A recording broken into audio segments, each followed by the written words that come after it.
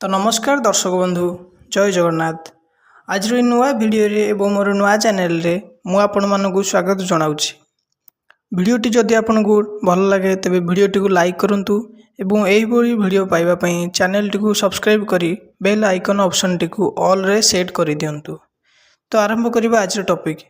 मु जाने कि आपण मानक मन रे सुभद्रा योजना रिलेटेड बहुत क्वेश्चन अछि, जेमिति कि केबे आरंभ हेबो सुभद्रा योजना रा आवेदन, केबे आरंभ हेबो यार एसओपी, केबे मिलिबो सुभद्रा योजना टंका एवं काहाकू मिलिबो सुभद्रा योजना टंका, केउ माने पाई परिबे यार सुविधा एवं एथिपई सर्वमोट केते टंका सैंक्शन होईछि। तो गोटी गोटी करिक सब क्वेश्चन आंसर आज आपनको एही वीडियो रे मिलिबो। तेबे वीडियोटी को स्किप न करी आरंभ रु शेष पर्यंत देखंतु।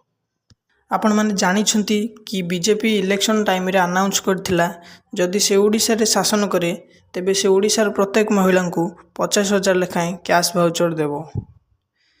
एही योजनार नाम रखिथिला सुभद्रा योजना एवं से कहिथिला कि इलेक्शन रो 3 मास पर से एही योजना चालू करिवो।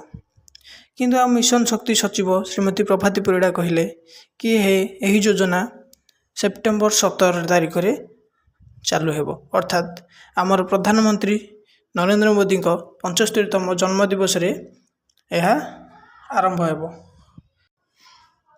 पूर्वर अगस्त 15 तारिख रे सुभद्रा योजना रे एसओपी आसीबार थिला, पर यहाकू अगस्त 19 तारिख को करा जायथिला, किंतु एथिरे टिके विलंब घटिछि।